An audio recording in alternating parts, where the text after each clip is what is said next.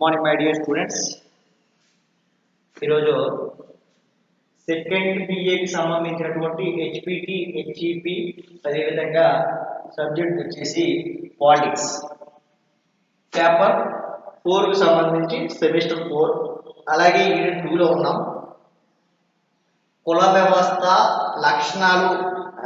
అంతకుముందు ఏంటంటే కుల వ్యవస్థ, వాట్ ఈస్ ద క్యాస్ట్, ఆ క్యాస్ట్ అనేది ఏ రకంగా పుట్టుకొచ్చింది భారతదేశంలో అనే విషయాలన్నింటినీ కూడా క్షుణ్ణంగా అధ్యయనం చేయడం జరిగింది. అలాగే ఈరోజు మనము కుల వ్యవస్థ లక్షణాలు అనే అంశం గురించి చర్చించుకోవడం జరుగుతుంది. అంటే భారతదేశంలో కుల వ్యవస్థ ఏ రకంగా జరిగింది, ఎలా వచ్చింది, ఎలా అభివృద్ధి చెందింది అనే విషయాల్ని మనము కింది తరగతిలో నేర్చుకోవడం జరిగింది.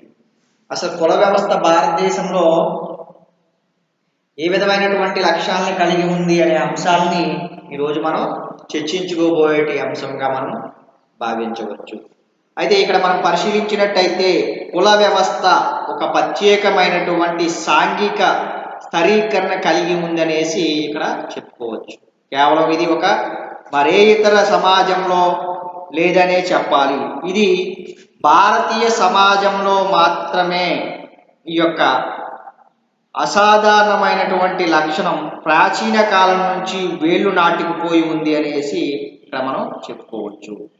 కుల వ్యవస్థ నేటి ఆధునిక సమాజంలో ఎన్నో కొమ్మలు, రెమ్మలు, ఓడలు, ఒక మర్రి చెట్టు లేక భారతదేశంలో నాటుకుపోయిందనేసి చెప్పొచ్చు. అయితే ఇక్కడ అంతకుముందు క్లాస్లో చెప్పుకున్నాం, భారతదేశం కులాలకి ఒక మ్యూజియంగా మనం భావించవచ్చు, ప్రదర్శనశాలగా మనం భావించవచ్చు అనే అంశాన్ని కింది తరగతిలో మనం చర్చించుకోవడం జరుగుతుంది. అయితే ఈ కుల లక్షణాల్లోకి వచ్చేటప్పటికి భారతదేశంలో ఈ కుల వ్యవస్థ ఎప్పటి నుంచి స్టార్ట్ అయ్యింది, ఎలా ఈ కులం ఉద్భవించింది అనే అంశాన్ని మనము హిందీ క్లాస్లో ఒక శోధాహరణంగా వివరించుకోవడం జరిగింది. ఏంటది?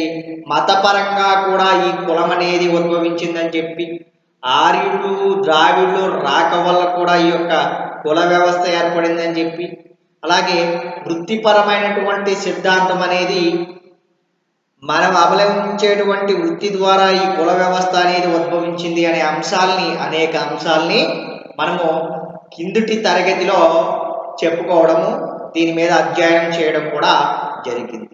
అయితే ఈనాడు ఇప్పుడు మనం చెప్పుకోబోయేది ఏంటంటే కుల వ్యవస్థ అనేది భారతదేశంలో ఏ విధంగా ఉద్భవించింది, ఈ రకంగా ఆధునిక కాలంలో కూడా ఎలా ఉందంటే చాలా విపరీతమైనటువంటి పరిస్థితిని క్రియేట్ చేసే విధంగా ఈ కులం అనేది ఉంది. ఇక్కడ మనం భారతదేశంలో కుల వ్యవస్థ ఆనాటి నుంచి అంటే ప్రాచీన కాలం నుంచి ఈ కుల వ్యవస్థ అనేది ఏర్పాటు చేయటం జరిగింది. ఎప్పుడు ఎలా పుట్టింది అనే దాని మీద సిద్ధాంతాలు చెప్పాం. అది కరెక్ట్ అవ్వచ్చు, అవ్వకపోవచ్చు. ఒక్కొక్క వ్యక్తి, ఒక్కొక్క సామాజిక శాస్త్రవేత్త ఒక్కొక్క అభిప్రాయాన్ని వెల్లడించడం ఇక్కడ జరిగింది. అది మనం గమనించవలసినటువంటి అంశము. అయితే అలాగే ఇక్కడ మనము ఈ ఆధునిక ప్రపంచంలో కూడా లేదా ఈ ఆధునిక భారతదేశంలో కూడా లేదా ఈ ఆధునిక సమాజంలో కూడా కుల వ్యవస్థ అనేది ఒక మర్రి చెట్టులాగా తయారైంది ఈ యొక్క నేటి సమాజంలో.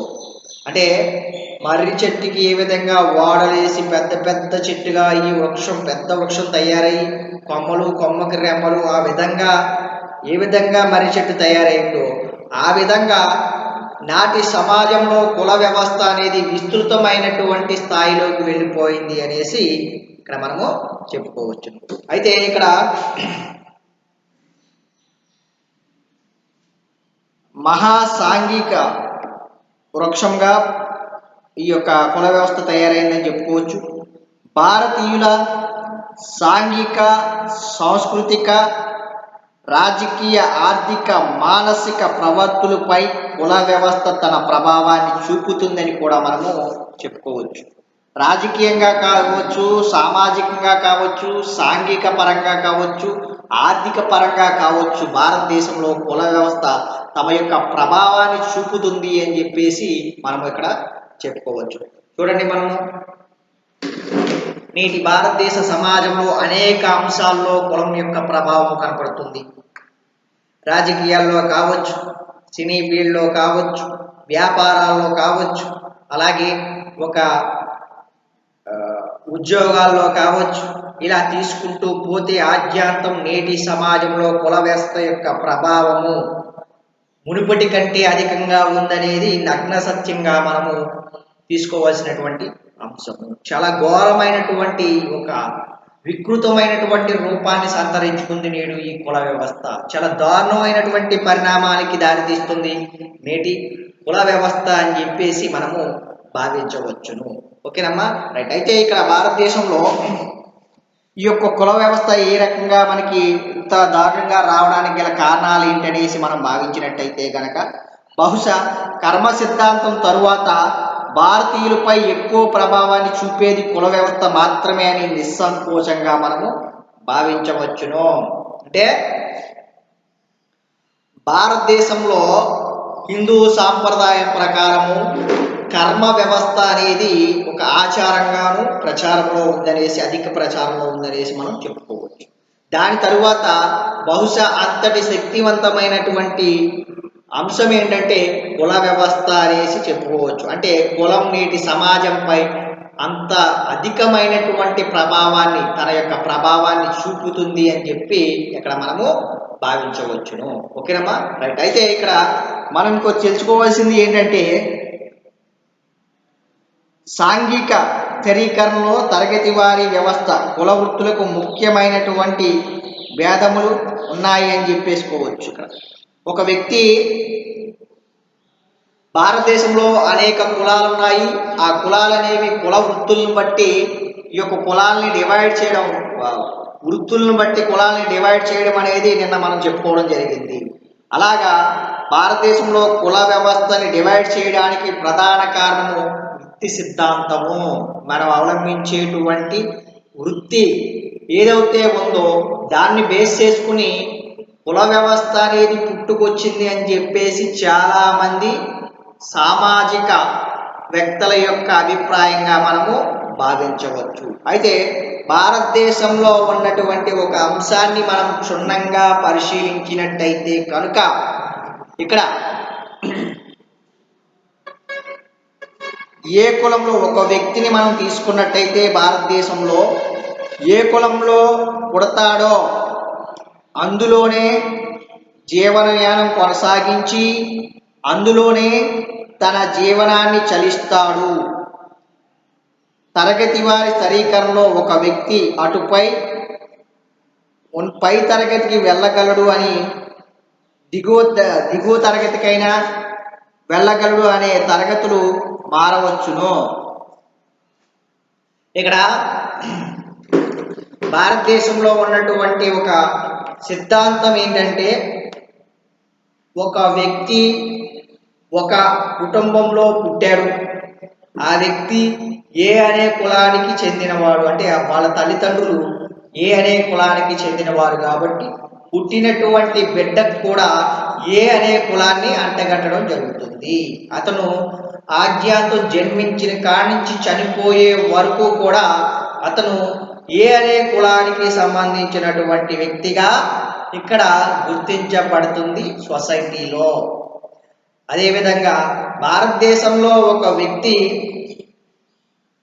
ఒక కులంలో పుట్టినప్పుడు అదే కులంలో నివసిస్తూ చనిపోయాక అదే కులంలో చనిపోవడం కూడా జరుగుతుంది ఇక్కడ అనేసి మనము చెప్పుకోవచ్చు. ఏదైతే కులంలో పుట్టాడో అదే కులంలో మరణించడం కూడా జరుగుతుంది భారతదేశంలో అనేసి ఇక్కడ క్షుణ్ణంగా మనం తెలుసుకోవాల్సినటువంటి అంశము.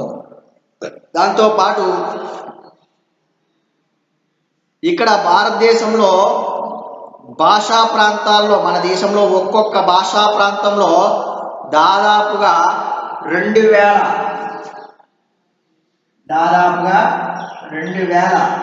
సబ్ క్యాస్ట్,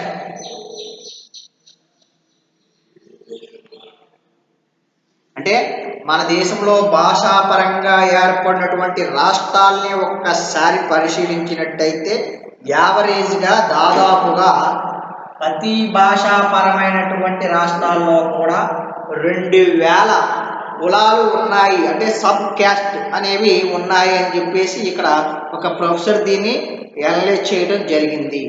అదేవిధంగా కుల వ్యవస్థ పుట్టు పూర్వోత్తరాలు వ్యవస్థలో ఉన్నట్టు చాలామంది భావిస్తారు. అలాగే ఒక తరగతి వ్యవస్థ వంశపారి వల్ల విధానంపై పూర్తిగా ఆధారపడినప్పుడు దానిని కుల వ్యవస్థ అని అనవచ్చును. ఇక్కడ కులాలు అనేవి ఒక కుల స్థరీకరణను సృష్టిస్తాయనేసి కూడా మనము తెలుసుకోవచ్చు. ఇలాగా భారతదేశంలో కులం ఎలా ఏర్పడింది అనే దాని మీద ఒక ఏకాభిప్రాయం అనేది లేదు. అనేక మంది వ్యక్తులు, అనేక మంది సామాజిక శాస్త్రవేత్తలు అనేక రకాలుగా వాళ్ళ యొక్క భావాన్ని ఒక సిద్ధాంత రూపం తీసుకొచ్చి ఇక్కడ చెప్పడం జరిగింది. అంటే ఏ ఒక్క సిద్ధాంతాన్ని మనం విస్మరించడానికి ఆస్కారం లేదు. ఇక్కడ మతపరంగా కులం ఏర్పడిందనేసి ఆ శ్రీకృష్ణుడు తన భగవద్గీతలో అర్జునుడికి ఉపదేశం చేసేటప్పుడు చతుర్కర్మ మయామయ గుణ గుణ గుణస్స విభాగస్య అనేసి ఇక్కడ చెప్పడం జరిగింది. అంటే వ్యక్తి యొక్క గుణాన్ని బట్టి తనే కులాన్ని నిర్ణయించాడని చెప్పేసి మతపరమైనటువంటి సిద్ధాంతంలో భగవద్గీతలో శ్రీకృష్ణుడు అర్జునుడికి బోధించాడు. అలా కులం ఏర్పడింది, 4 స్థలీకరణలు ఏర్పాటు చేశానని చెప్పేసి భగవద్గీత చెప్తుంది. ఇక రెండవది అయినటువంటి జాతిపరమైనటువంటి సిద్ధాంతం, ఆర్యులు ద్రావిడు మధ్య జరిగినటువంటి విలోమ వివాహాలు, అలోమ వివాహాల వల్ల ఈ యొక్క కులం అనేది ఉద్భవించింది అనేది ఒక ఎత్తైనటువంటి సిద్ధాంతం. అయితే వృత్తిపరమైనటువంటి సిద్ధాంతం కూడా దీనికి మూల కారణం అని చెప్పేసి మనము చెప్పుకోవడం జరిగింది. ఇలాగ ఏదైతే ఏముంది, భారతదేశంలో నేటికి కూడా ఆ ప్రాచీన కాలంలో ఉన్నటువంటి విధానం కల్లా చాలా ఘోరమైనటువంటి స్థాయిలోకి నేడు ఈ కుల వ్యవస్థ అనేది దిగజారిపోయింది అనేసి మనము చెప్పుకోవచ్చు. భారతదేశంలో ఈ కులం అనేది అనేక రకాలుగా ప్రభావం చూపెడుతుంది. దీన్ని నేడుకి చూసుకున్నట్టయితే భారతదేశం అవ్వచ్చు, భారతదేశంలో ఉన్నటువంటి రాష్ట్రాలు అవ్వచ్చు, వివిధ ప్రాంతాలు అవ్వచ్చు, వీటన్నిటినీ మనం ఒక్కసారి కనుక అధ్యయనం చేసినట్టయితే కనుక కులము అన్ని విషయాల మీద లేదా అన్ని అంశాల మీద తమ యొక్క ప్రభావాన్ని చూపెడుతుంది. ఇందాక చెప్పే విధంగా ఏ రంగాలైనా సరే, ఏ అంశంలో అయినా సరే కులం యొక్క ప్రభావం లేకుండా ఎక్కడా కూడా ఏమీ లేదనేసి మనం ఖచ్చితంగా చెప్పుకోవచ్చును. ఓకేనమ్మా, ఈ రకంగా నేటి యొక్క సమాజంలో కులం యొక్క ప్రాధాన్యత పెరుగుతూ పోతుంది అనేసి మనం భావించవచ్చు.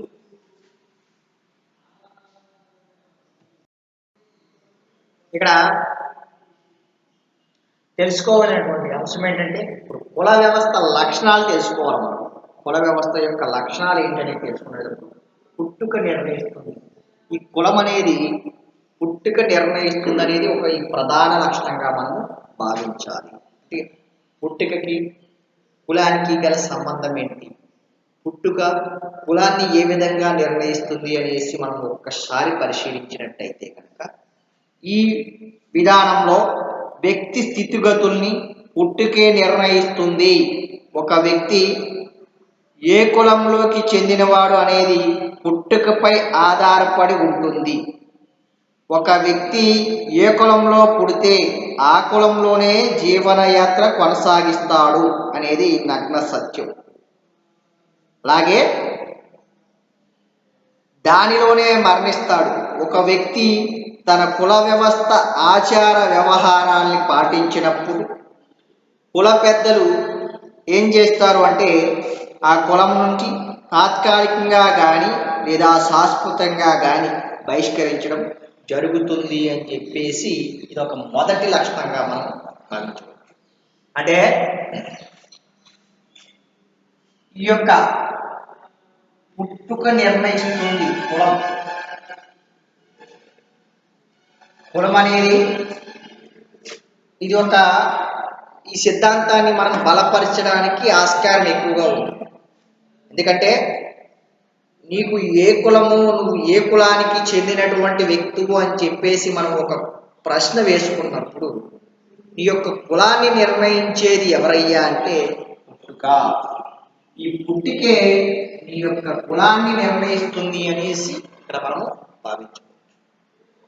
అది ఎలాగా అంటే ఇందాక చెప్పిన విధంగా మనము ఫలానా ఒక కులంలో మనం జన్మించాము అంటే ఫలానా కులానికి సంబంధించినటువంటి ఒక తల్లి తండ్రికి మనము జన్మించినట్టయితే కనుక మనము ఆ కులానికి చెందినటువంటి వ్యక్తులుగా సమాజంచే గుర్తించబడతాము. అంటే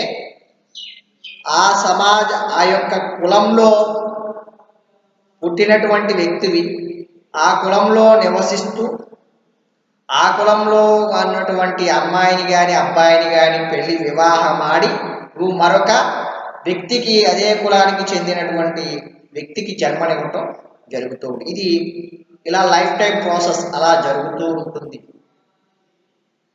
ఇలా జరిగిన తర్వాత ఆ కులంలోనే నువ్వు పుడుతూ పెరిగి చేసుకుంటూ ఉంటూ అదే కులంలో నువ్వు మరణించడం కూడా ఇక్కడ మనం గమనించదగినటువంటి విషయం. దీంతో పాటు నువ్వు ఆ కులానికి సంబంధించినటువంటి ఆచార సాంప్రదాయాల్ని పాటించవలసినటువంటి అవసరం ఉంది. ఎందుకంటే ఇక్కడ మనం చాలా చోట్ల చూసుకున్నట్టయితే కుల పెద్దలు అనేది ఒక అలాగా వస్తున్నటువంటి వారసత్వంగా వస్తున్నటువంటి ఒక ఆచారం. కుల పెద్దలు అనేవారు వీళ్ళు ఏం చేస్తారంటే వాళ్ళ కుల యొక్క కట్టుబాట్లు, ఆచారాలు, సాంప్రదాయాలు అనేవి తప్పనిసరిగా ఆ కులంలో ఉన్నటువంటి వ్యక్తులు పాటించవలసి ఉంటుంది.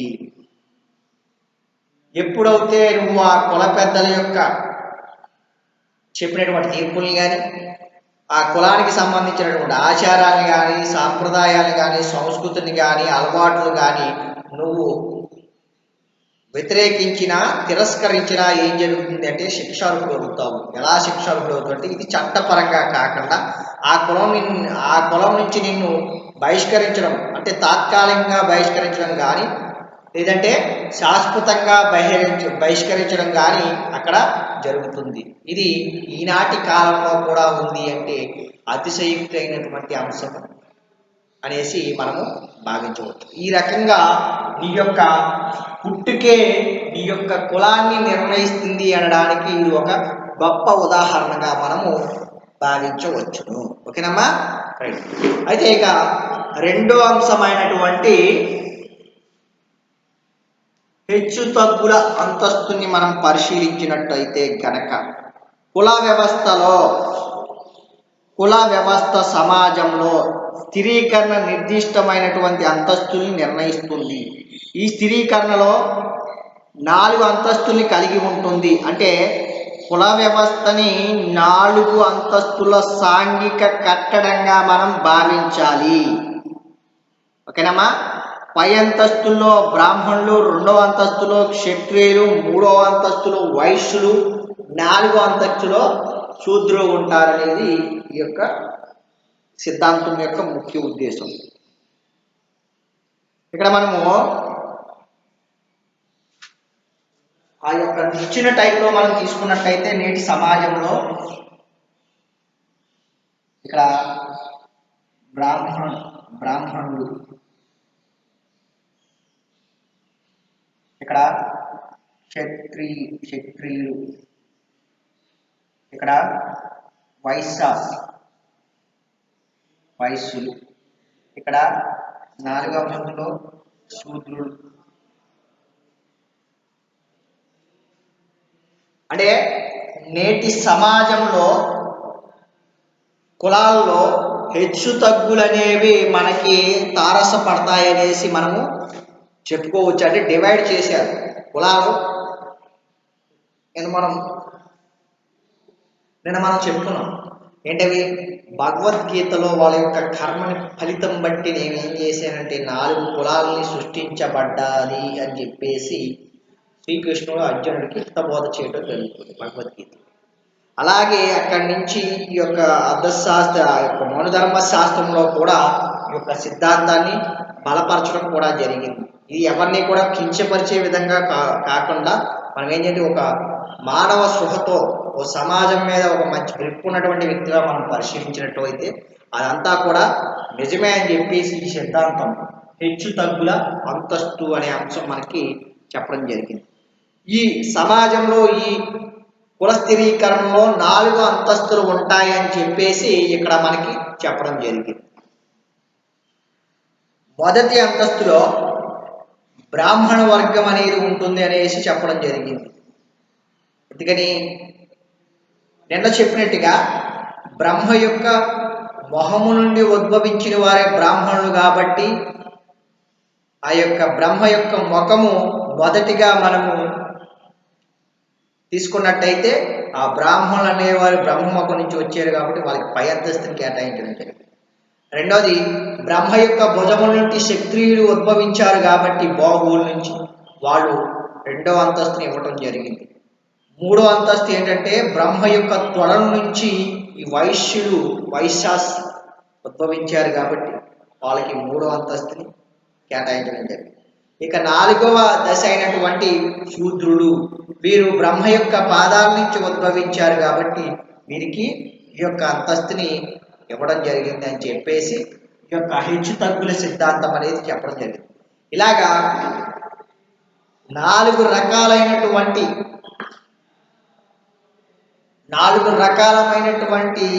వ్యక్తులుగా ఈ యొక్క క్యాస్ట్ని డివైడ్ చేయడం జరిగింది నేటి సమాజంలో అనేసి మనము భావించవచ్చు. అయితే అలాగే ఇక్కడ మనం గమనించవలసినటువంటి అంశం ఏంటంటే పై అంతస్తులో బ్రాహ్మణులు, 2వ అంతస్తులో క్షత్రియులు, 3వ అంతస్తులో వైశ్యులు, 4వ అంతస్తులో శూద్రులు. అలాగే 4వ అంతస్తులో శూద్రుడు బ్రాహ్మణ, క్షత్రియ, వైశ్య కులాలకు చెందిన వారిని ద్విజులు అంటారు. ద్విజులు బ్రాహ్మణ, క్షత్రియ, వైశ్య వీళ్ళని ద్విజులు అనేసి మనం అనవటం జరుగుతుంది. అంటే ఇక్కడ క్యాస్ట్ని డివైడ్ చేసిన తర్వాత మనకి చెప్పినటువంటి ఇంకొక అంశం ఏంటంటే బ్రాహ్మణుల్ని, క్షత్రుల్ని, వైశ్యుల్ని కూడా ద్విజులు అని చెప్పేసి ఇక్కడ పిలవటం జరుగుతుంది. ద్విజులు అనగా అర్థం ఏంటంటే 2 సార్లు జన్మించినటువంటి వ్యక్తులు అనేసి ఇక్కడ చెప్పడం జరుగుతుంది. అంటే ఇక్కడ వీళ్ళకి ఉపనయనానికి ముందు ఒక జన్మ, ఉపనయనం తర్వాత ఒక జన్మ అని చెప్పేసి ఇక్కడ మనకి వివరణ ఇవ్వటం జరుగుతుంది. చూడండి, మీరు గమనించినట్టయితే కనుక ఈ యొక్క కులస్థరీకరణలో బ్రాహ్మణులకి, క్షత్రియులకి, వైశ్యుల్ని ద్విజులు అంటారు. ద్విజులు అంటే మరో జన్మ అనేసి ఇక్కడ మనకి అర్థం ఉంది. అంటే ఉపనయనానికి ముందు ఒక జన్మ, ఉపనయనం తర్వాత ఒక జన్మగా మనము భావించడం జరుగుతుంది. మీకు డౌట్ రావచ్చు, ఏంటిసారి ఈ ఉపనయనము అంటే? చూడండి, ఈ ఉపనయనం అనేది ఏ కేటగిరీలో జరుగుతుంది అనేది మనం పరిశీలించినట్టయితే మీరు చూడండి, అబ్జర్వ్ చేయండి. బ్రాహ్మణులు, క్షత్రియులు, వైశ్యులు వీళ్ళకి జన్యం ఉంటుంది. వీళ్ళకి మాత్రమే, ఈ కేటగిరీ వారికే సొసైటీలో జన్యం అనేది ఉంటుంది. వీళ్ళని మనం ఈ సిద్ధాంతం ప్రకారం ద్విజులు అని చెప్పేసి చెప్పడం జరుగుతుంది. ఆ జన్యం ఎప్పుడు వేస్తారో అంటే జన్యం వేయకముందు నుంచి ఒక జన్మ, జన్యం వేసిన తర్వాత నుంచి అంటే ఉపనయనం జరుగుతుంది. ఆ ఉపనయనానికి అది 2వ జన్మగా మనం భావించడం జరుగుతుంది. అందువల్ల ఈ 3 కేటగిరీలో నేటి సమాజంలో ఎవరికీ లేనటువంటి ఈ ఉపనయన ప్రదానం అనేది జరుగుతూ ఉంటుంది. ఇది ఒక సెటన్ ఏజ్ వచ్చిన తర్వాత ఇది జరుగుతుంది. కొద్దిమంది క్షత్రియులు అయితే కరెక్ట్గా పెళ్లి టయానికి ఈ ఉపనయనం జరుగుతూ ఉంటుంది. కామెట్లు వైశ్యాస్కి అయితే ఒక విధంగాను, బ్రాహ్మణులకు అయితే ఒక విధంగాను ఈ యొక్క సెటన్ ఏజ్, మ్యారేజ్ దీన్ని బేస్ చేసుకుని ఇక్కడ ఉపనయనం అనేది జరుగుతుంది.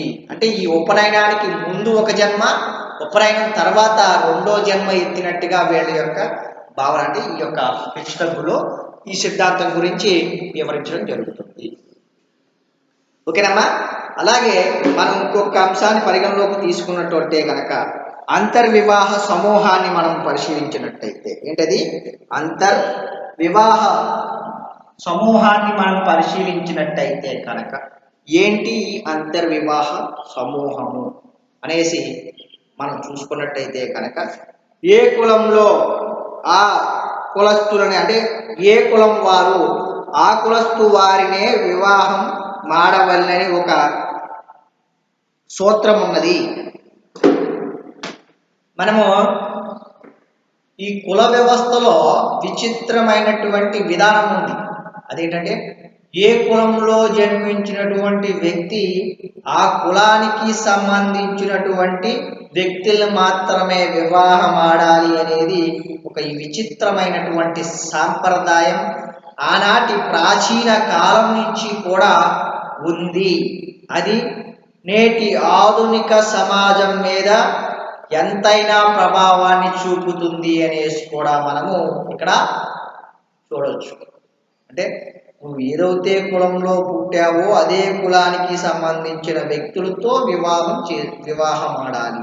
కాకపోతే చూడండి, ఎక్కువగా 95% పైగానే ఏం జరుగుతుంది అంటే ఏ కులంలో పుట్టినటువంటి వ్యక్తి ఆ కులానికి సంబంధించినటువంటి అమ్మాయిల్ని మాత్రమే వివాహం ఆడడం అనేది జరుగుతుంది. ఇది ఒక విచిత్రమైనటువంటి సంఘటనగా మనము భావించాలి ఈ కుల వ్యవస్థలో. రైట్. నెక్స్ట్ ఇంకోటి ఏంటంటే కులాలే కాకుండా అనేక ఉపకులాలు ఉంటాయి. ఏ ఉపకులాల వారు ఆ కులం వారినే వివాహం ఆడాలి. అనగా బ్రాహ్మణులు క్షత్రియులను ఇలాగా ఇక్కడ మనం చెప్పుకున్నాం. క్యాస్టే కాదు, క్యాస్ట్లో కూడా సబ్ క్యాస్ట్లు ఉంటాయి. Caste plus sub caste. ఇందాక మనం చెప్పుకున్న ఏ అనే వ్యక్తి ఏ అనే క్యాస్ట్లో ఉంటే ఆ యొక్క ఏ అనే అమ్మాయిని అబ్బాయిని చేసుకోవాలి. ఇక్కడ సబ్ క్యాస్ట్ ఉంటుంది. మళ్ళా ఈ సబ్ క్యాస్ట్లో ఉదాహరణ చూడండి, బీసీలో ఉన్నారనుకోండి. బీసీ అనేది క్యాస్ట్. బీసీలో సబ్ క్యాస్ట్ ఉన్నాయి. ఏంటది? BC, BCA, BCB, BC, BCC, BC, BCD. ఇవి బీసీ అనేది ఒక క్యాస్ట్, బీసీలో ఒక సబ్ క్యాస్ట్ ఉన్నాయి. ఏం చేస్తారంటే బీసీ ఏ అనేవాళ్ళు ఏకి సంబంధించినటువంటి అమ్మాయిని కానీ అబ్బాయిని కానీ చేసుకోవాలి. అలాగే బీసీ బి అనేవాళ్ళు బి అనే అమ్మాయిని కానీ అమ్మాయిని కానీ చేసుకోవాలి. అలాగే బీసీ సి అనేవాళ్ళు ఈ సి అనే అమ్మాయిని కానీ అబ్బాయిని కానీ చేసుకోవాలి. అలాగే బీసీ డి అనేవాళ్ళు ఈ డి అనే అమ్మాయిని కానీ అబ్బాయిని కానీ వివాహం ఆడాలి. ఇది ఈ యొక్క సిద్ధాంతం యొక్క ముఖ్య లక్షణం. అంటే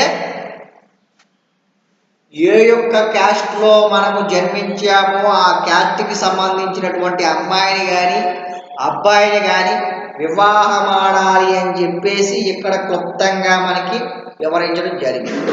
ఉదాహరణకి చూడండి, బ్రాహ్మణులు వివాహం ఆడాలి, క్షత్రియుల్ని వివాహం ఆడాలి, వైశ్యులు కాముట్లని మాత్రమే వివాహం ఆడాలి, శూద్రులను మాత్రమే వివాహం ఆడాలి అనే ఒక సిద్ధాంతము ఆనాటి నుంచి కూడా ఇక్కడ మనకి ఉంది అనేసి భావించవచ్చు. అలాగే ఇక్కడ మనము ఇంకొకటి తెలుసుకోవాల్సినటువంటి అంశం ఏంటంటే ఇక్కడ